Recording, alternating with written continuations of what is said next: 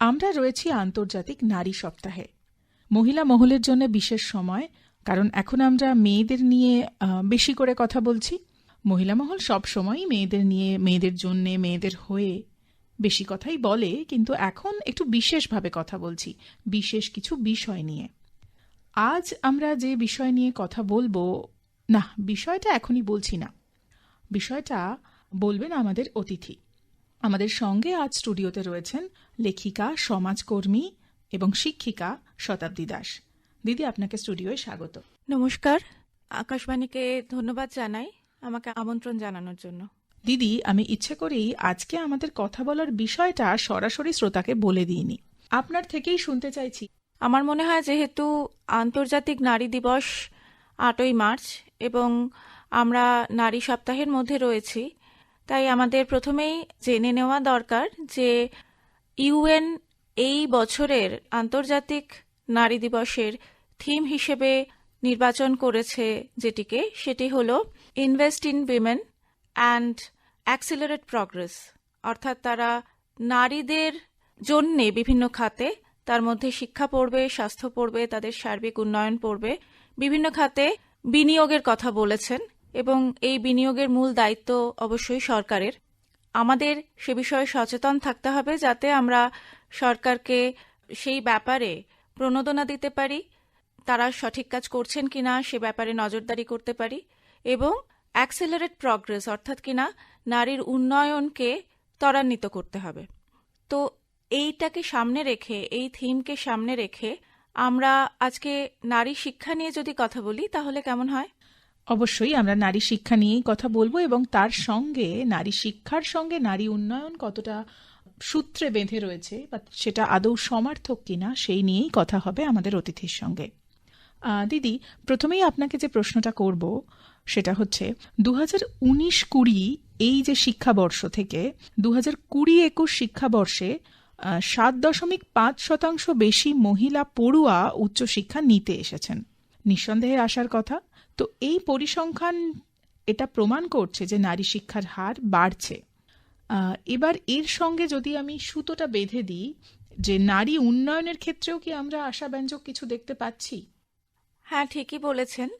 আমি ভারতের পরিসংখ্যানের ক্ষেত্রে যদি আসি, তাহলে উচ্চশিক্ষার ক্ষেত্রে সারা বিশ্বের সঙ্গে তাল রেখে ভারতেও কিন্তু নারীদের উচ্চশিক্ষার ক্ষেত্রে অংশগ্রহণ বেড়েছে এবং দিনের পর দিন, বছরের পর বছর যে পরিসংখ্যান আমরা পাচ্ছি তাতে আমরা দেখতে পাচ্ছি যে উচ্চশিক্ষার দিক থেকে দেখতে গেলে, তালিকাভুক্তির দিক থেকে দেখতে গেলে আমাদের চিত্রটা বেশ আশাব্যঞ্জকই মনে হচ্ছে এবং প্রায় 48% যে টোটাল এনলিস্টেড স্টুডেন্টস বা তালিকাভুক্ত ছাত্রছাত্রী, তাদের মধ্যে প্রায় 48% আমরা পাচ্ছি উচ্চশিক্ষার ক্ষেত্রে মেয়েদের। তো এটা দেখলে আমাদের মনে হওয়া স্বাভাবিক যে নারীদের মধ্যে উচ্চশিক্ষা বাড়ছে এবং সেটা অত্যন্ত আশাব্যঞ্জক একটা ছবি, আশার চিত্র যে এটা, সে বিষয়ে কোনো সংশয় নেই। কিন্তু আমাদের এটাও মাথায় রাখতে হবে যে এই উচ্চশিক্ষার আসল উদ্দেশ্যটা কি।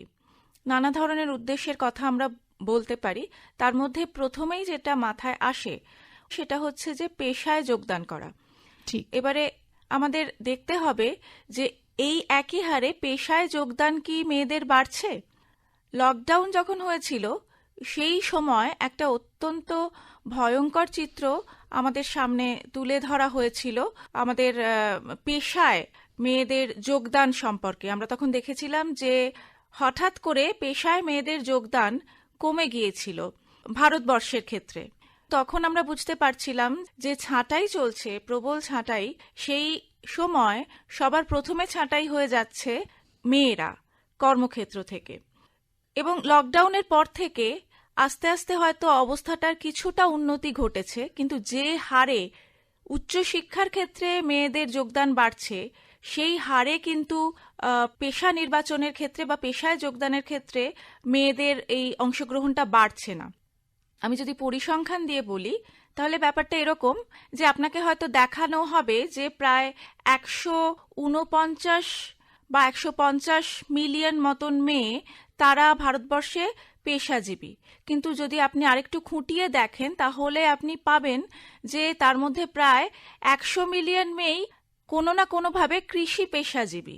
এবারে কৃষি পেশাজীবী হওয়াটা যে খুব হীন কোনো বৃত্তি তা নয়, কিন্তু আমাদের আবার দেখতে হবে খুঁটিয়ে, তখন আমরা পাবো যে তাদের মধ্যেও আবার প্রায় 65% তারা হচ্ছেন জমির মজুর মাত্র, অর্থাৎ তাদের নিজস্ব জমিও নেই, এবং মাত্র 35% মেয়ের হয়তো নিজস্ব জমি আছে, সেখানে ভাগ বটোয়ারা যে এরকমই হোক না কেন, ফলে একটা অসাম্য কিন্তু থেকেই যাচ্ছে। এবারে যারা জমিতে মজুর হিসেবে কাজ করেন যে মেয়েরা, তাদের কি আমরা সেই অর্থে ক্ষমতায়িত বলতে পারবো? হয়তো সেইভাবে তাদের আমরা ক্ষমতায়িত বলতে পারবো না। তারা একে তো খুবই সামান্য অর্থ রোজগার করেন, তার উপরে যে অর্থ রোজগার করেন তাতেও হয়তো পুরোপুরি তাদের অধিকার নেই। এবারে বাকি এই 50 মিলিয়ন মেয়ে, তারা হয়তো কৃষিক্ষেত্র ছাড়া নানা ধরনের অসংগঠিত ক্ষেত্রে কাজ করছেন, এবং অত্যন্ত কম সংখ্যক মেয়ে আমাদের মধ্যবিত্ত পরিসরে যাদের আমরা দেখি এই ধরুন চিকিৎসা ক্ষেত্রে, শিক্ষাক্ষেত্রে, বিভিন্ন দপ্তরে কাজ করছেন। এটা যে কথাটা আমি বললাম সেটা আরো স্পষ্ট হবে যখন আমি এটা বলবো যে আমরা যদি গ্রামে দেখি, তাহলে গ্রামের জনসংখ্যার প্রায় 30% মেয়ে কোনো না কোনো কাজ করছেন, অর্থাৎ কিনা খেতে কাজ করছেন বা অসংগঠিত ক্ষেত্রে মজুরের কাজ করছেন।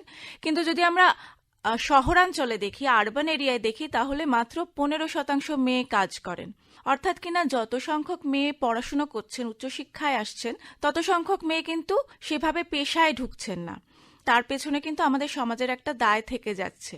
বা ধরা যাক এই যে যেটাকে আমরা স্টেম বলি, মানে সায়েন্স, টেকনোলজি, ইঞ্জিনিয়ারিং, মেডিসিন ইত্যাদি ইত্যাদি নিয়ে যে বিষয়গুলো, বিশেষত সেই বিষয়গুলোতে আমরা দেখছি যে ভারতবর্ষে মহিলা গ্র্যাজুয়েট প্রত্যেক বছর যারা পাশ করছেন, তারা সেই নিরিখে ভারত বিশ্বে প্রথম স্থানে বা দ্বিতীয় স্থানে থাকছে। কিন্তু স্টেম বিষয়ে গ্র্যাজুয়েট বা পোস্ট গ্র্যাজুয়েট বা ডক্টরেট করা এই মেয়েদের মধ্যে কতজন পেশায় আসছেন? আমরা দেখতে পাচ্ছি যে ভারত সে জায়গায় স্টেম সাবজেক্টে পাশ করা মেয়েদের কাজ দেওয়ার ক্ষেত্রে 19 নম্বর জায়গায় আছে। ফলে আমরা বুঝতে পারছি যে পেশায় যোগদান কিন্তু সেই হারে বাড়ছে না। এবার পেশায় যোগদান করলেই যে নারী উন্নয়ন হয় সেটাও কিন্তু নয়, কিন্তু শিক্ষাটা যদি প্রথম ধাপ হয়, তাহলে পেশায় যোগদান অর্থাৎ অর্থনৈতিক স্বাধীনতাটা হচ্ছে দ্বিতীয় ধাপ, এবং তারও পরে তৃতীয়, চতুর্থ, পঞ্চম অনেকগুলো ধাপ আছে। সুতরাং কোথাও এসে যদি আমরা ধরে নিই যে শিক্ষাক্ষেত্রে মেয়েদের যোগদান বেড়েছে, তাহলেও কোথাও এসে আমরা কিন্তু প্রথম ধাপে আটকে গেছি। বেশ, আপনার এই কথাটা শুনে যেটা মনে পড়ছে, আসলে আন্তর্জাতিক নারী দিবস এবং নারী সপ্তাহটা পালন যখন শুরু হয়, তখন আন্তর্জাতিক শ্রমজীবী নারী দিবস বা নারী সপ্তাহ হিসেবেই শুরু হয়েছিল।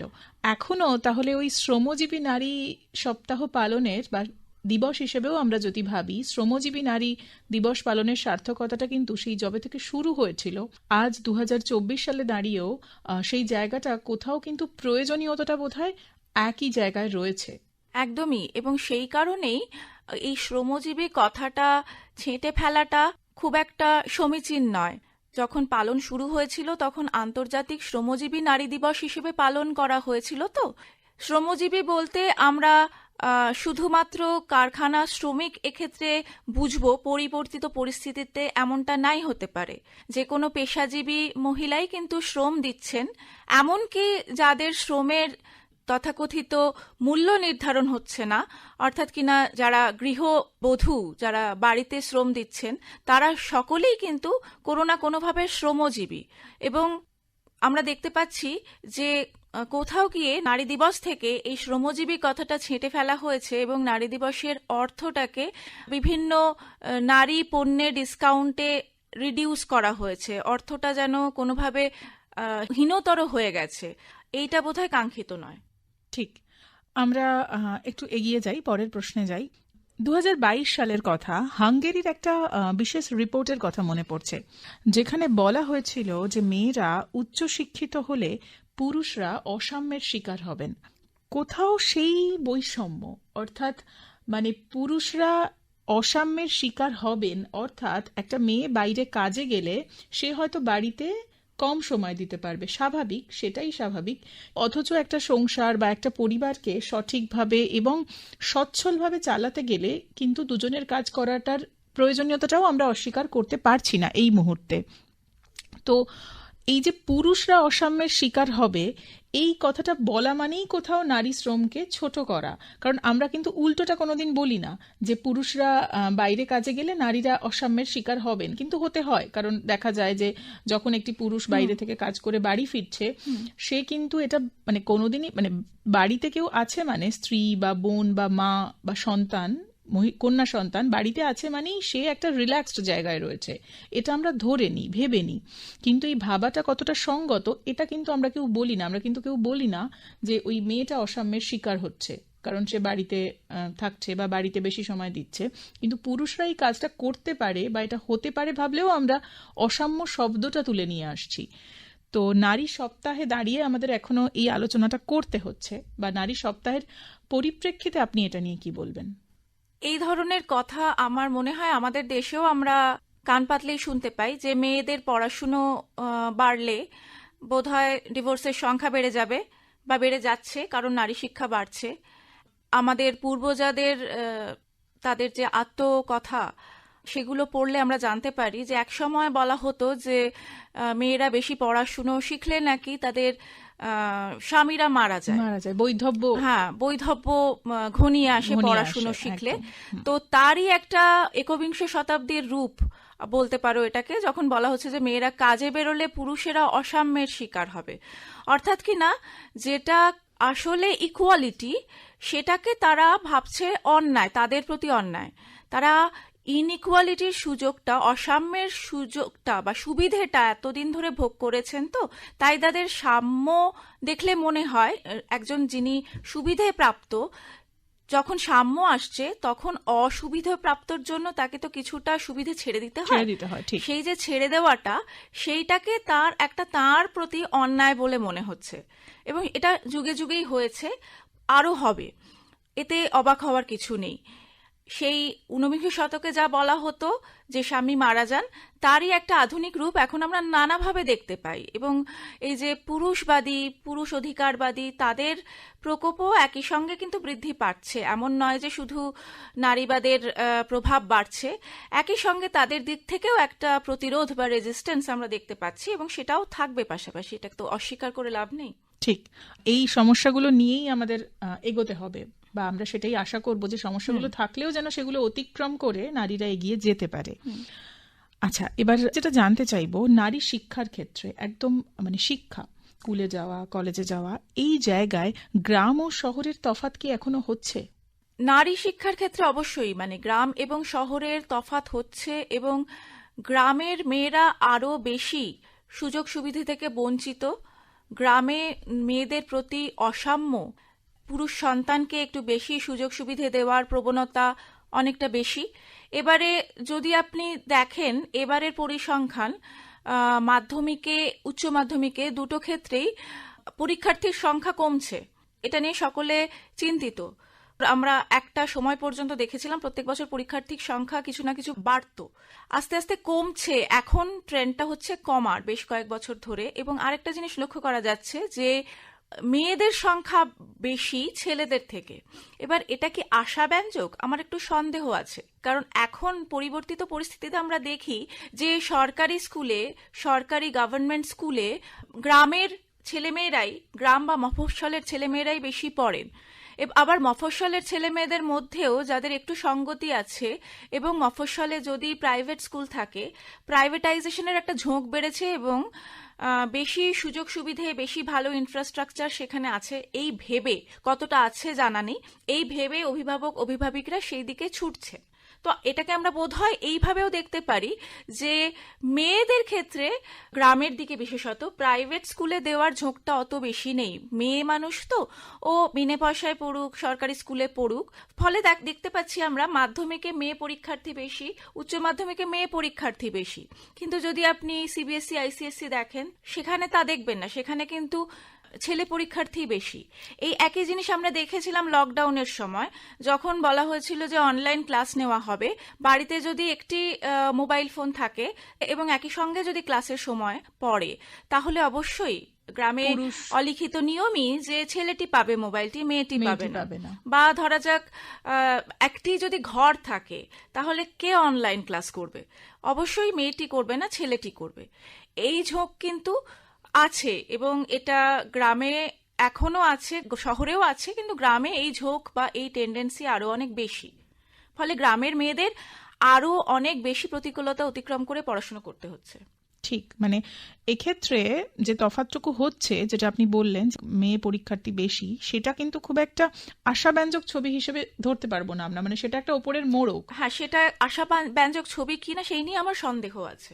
ঠিক, হয়তো দেখা যাচ্ছে যে যে বাড়ি থেকে মেয়েটি একটি উচ্চ মাধ্যমিক পরীক্ষা দিতে সরকারি গভর্নমেন্ট স্কুলে যাচ্ছে, সেই বাড়ির ছেলেটা হয়তো একটা প্রাইভেট স্কুলে যাচ্ছে, যার জন্য আমরা ভাবছি যে এদিকে মেয়ে পরীক্ষার্থী বেশি, কিন্তু বাবা মায়ের মধ্যেই ভাবনাটা কাজ করছে যে চাকরিমুখী যে ব্যাপারটা, যে ভাবনাটা, সেটা তো আমাকে ছেলের জন্য ভাবতে হবে, তো তাই ইংরেজি মাধ্যমে পড়াশোনা করলে চাকরি পাওয়ার পথটা সুগম হয়, সেই জায়গার থেকে ছেলেকে হয়তো ইংরেজি মাধ্যমে পাঠাচ্ছে। কিন্তু মেয়ের তো চাকরি পাওয়াটা অন্তত জরুরি নয়, প্রয়োজনীয় এখনো নয়। পর্যন্ত সেটা প্রায়োরিটি নয় বাবা মার Priority ক্ষেত্রে।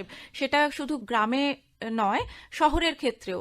শহরের বাবা মা হয়তো ভাবেন যে পড়াশুনো শেখাচ্ছি, চাকরি বাকরি করবে, কিন্তু সেই সঙ্গে তিনি হয়তো এটাও মেয়েকে শেখান যে তার প্রায়োরিটি এটাই যে তাকে প্রথমত সুগৃহিণী হতে হবে, সেটাই ভালো মেয়ে হওয়ার সংজ্ঞা। এমনকি তাকে চাকরিটাও যদি সে করে, সেই চাকরিটা তাকে বেছে নিতে হবে এমন চাকরি, যেই চাকরিটা তার সুগৃহিণী হওয়ার পথে অন্তরায় হবে না, মানে যেটা তার নিজের ইচ্ছে বা তার মনের ইচ্ছের এখানে কোনো সংযোগ নেই। একদমই। মানে শুধু পারিপার্শ্বিক পরিস্থিতি, পরিবার, বাবা মা এবং স্বামী সন্তান, এই সমস্ত কিছু যাতে সুস্থভাবে এবং সুষ্ঠুভাবে পালন হয়, তারপরে চাকরির ব্যাপারে তোমার অ্যাসপিরেশন, আকাঙ্ক্ষা বা উচ্চাকাঙ্ক্ষার ব্যাপারটা কাজ করবে। এটাই কিন্তু এক্সপ্লেনও করে যে কেন শহরাঞ্চলে বিশেষত, বা এই যে অসংগঠিত ক্ষেত্র বাদে সংগঠিত ক্ষেত্রগুলোতে মেয়েদের যোগদান এত কম কেন। আমরাই কি মানে কাজের পরিবেশটা তাদের ঠিকঠাক দিচ্ছি? তার উপরে একজন গৃহিণীর মতন, সুগৃহিণীর মতন, একজন গৃহবধূর মতন, অর্থাৎ কিনা যিনি 24 ঘন্টা ঘরের কাজই করেন, তার কাছ থেকেও, একজন চাকুরিরতা মেয়ের কাছ থেকেও ঠিক সেটাই আশা করা হচ্ছে। এদিকে অফিসে যখন সে আসছে, তখনও কিন্তু তাকে কেউ ছেড়ে কথা বলছে না, তাকে সেই একই টার্গেট মিট করতে হচ্ছে। অর্থাৎ তার উপরে একটা ডুয়াল প্রেশার। এই ডুয়াল প্রেশারটা কিন্তু একেবারেই তাকে কাজের অনুকূল পরিবেশ দিচ্ছে বলে আমরা দাবি করতে পারি না। এবং যে কোনো সরকারি ক্ষেত্রে যেখানে কাজের সুযোগ সুবিধে, কর্মীর সুযোগ সুবিধা সব থেকে বেশি, সেখানেও বলুন না সিসিএল অ্যাপ্লাই করে সেটার জন্য সেটাও কত কাঠখড় পুড়িয়ে আদায় করতে হয়। ঠিক, যে প্রশ্নটা এরপর মাথায় আসছিল যে নারী শিক্ষা, নারী উন্নয়ন কি সমার্থক, আমার মনে হয় আমাদের এই আলোচনায় বোধহয় সেই প্রশ্ন আর সেটা প্রশ্নের জায়গায় নেই, আমরা বোধহয় এই কনক্লুশন বা উপসংহারে পৌঁছে গেছি যে নারী শিক্ষা ও নারী উন্নয়ন সমার্থক নয়। তো এক্ষেত্রে সমাজ কর্মী হিসেবে আপনার অভিজ্ঞতা কি? এই ক্ষেত্রে আমি আরেকটা জিনিস যোগ করতে চাইবো। আমি প্রথমে একটা কথা বলেছিলাম যে প্রথমে তো প্রাথমিক স্টেপটা হচ্ছে শিক্ষা। শিক্ষা অবশ্যই ইম্পর্টেন্ট, শিক্ষা ইজ ইকুয়াল টু নারী উন্নয়ন নয়, কিন্তু নারী উন্নয়নের প্রথম স্টেপ অবশ্যই শিক্ষা। কিন্তু শিক্ষার যে দ্বিতীয় স্টেপটায় তাকে নিয়ে যাবে সেটা হচ্ছে স্বাবলম্বন, এবং তারপরে আরো অনেকগুলো স্টেপ আছে যেগুলো আমি বলেছিলাম যে পরে বলবো। সেগুলো কি কি? সেগুলো খুব স্বাভাবিক কিছু স্টেপ, যে আমি আমার অধিকার সম্পর্কে সচেতন হব, শিক্ষা আমাকে আত্মপ্রত্যয় দেবে, শিক্ষা আমাকে বোঝাবে যে কোনটা আমার সঙ্গে ভুল হচ্ছে, কোনটা ঠিক হচ্ছে। এই জিনিসগুলো যখন আমরা আলোচনা করব, সেই ক্ষেত্রে আমার মনে হয় এটাও একটু যোগ করা দরকার, যেহেতু আমরা শিক্ষা নিয়ে কথা বলছি, যে সেই ক্ষেত্রে বোধহয় আমরা কি শিখছি সেটাও গুরুত্বপূর্ণ হয়ে পড়ে। যে আমি যে আত্মপ্রত্যয়টা পাবো, যে বোধটা পাবো, সেটা কোন অভিমুখে চালিত হবে সেইটা কিন্তু নির্দিষ্ট হয়ে যায় আমি কি শিখছি তার দ্বারা। এবং সেইখানে কিন্তু আমাদের সিলেবাসের প্রশ্ন, কোন সন্দর্ভ সেটা আমাকে শেখাচ্ছে, কোন ডিসকোর্স শেখাচ্ছে বা কোন মতাদর্শ শেখাচ্ছে, সেটাও ইম্পর্ট্যান্ট হয়ে পড়ে। এবং নিশ্চয়ই এটা বলে দিতে হবে না যে আমাদের সিলেবাসের মধ্যে, আমাদের বেড়ে ওঠার মধ্যে, আমাদের সংস্কৃতির মধ্যেও এমন অনেক উপাদান আছে যার মধ্যে অসাম্যের বীজ আছে। সেই আমাদের সিলেবাস থেকে শুরু করে, আমাদের রূপকথা থেকে শুরু করে সবকিছুতে। সুতরাং শিক্ষিত হওয়া মানে বা নারী শিক্ষা মানে শুধুমাত্র প্রথাগত শিক্ষা নয়, অবশ্যই প্রথাগত শিক্ষা, কিন্তু একই সঙ্গে শিক্ষা যেন নারীকে এটা বোঝার ক্ষমতা দেয় যে সে যা শিখছে তা কি ঠিক শিখছে, অর্থাৎ যা কিছু তাকে শেখানো হচ্ছে তাকে প্রশ্ন করার মতন ক্ষমতাও যেন সে অর্জন করে। ঠিক, নারী ক্ষমতায়নের প্রসঙ্গে যদি আমরা কথা বলি, নারী শিক্ষা, নারী ক্ষমতায়ন, নারী উন্নয়ন, এই বিষয়গুলো অ্যাকচুয়ালি কিছু সুতোয় বাঁধা, যেগুলোর মধ্যে কিছু কমন সুতো বোধহয় থাকে। তো এই যে বর্তমানে যে পরিস্থিতিটা তৈরি হয়েছে, বা যে পরিস্থিতির মধ্যে দিয়ে, যে যুগের মধ্যে দিয়ে, যে পরিবর্তনের মধ্যে দিয়ে আমরা যাচ্ছি, এই যে নারী শিক্ষা, নারী উন্নয়ন এবং নারী ক্ষমতায়ন, এইগুলোর যে যোগসূত্র, তার মধ্যে নারী নির্যাতনের পরিস্থিতি কি রয়েছে, বা সেটা যদি বদলে থাকে সেটা কেমন ভাবে বদলেছে? নারী নির্যাতন ভীষণভাবে রয়েছে। সত্যি বলতে কি, ইউনাইটেড নেশনস নিজেই বলেছে যে বাইরের থেকে গৃহে অনেক বেশি নারী নির্যাতন হয়, নারী অনেক বেশি নির্যাতিত হয় গৃহে, অর্থাৎ কিনা তারা গৃহহিংসার কথা বলেছে। এবং তারা যে পরিসংখ্যান দিয়েছে সারা বিশ্বের, সেই অনুযায়ী প্রত্যেক 3 জনের মধ্যে একজন নারী গৃহহিংসার শিকার। সেই গৃহহিংসা বলতে তারা শারীরিক হিংসাকে বুঝিয়েছে, সেই সঙ্গে গৃহের অভ্যন্তরে ঘটা যৌন হিংসাকে বুঝিয়েছে, মানসিক হিংসাকে বুঝিয়েছে। এই সমস্তটা নিয়ে তারা গৃহহিংসা বলেছে। এবারে এই যে নারী নির্যাতন, এইটা হচ্ছে এমন একটা এরিয়া, এমন একটা অঞ্চল যা কখনো খবরের কাগজে আসে না।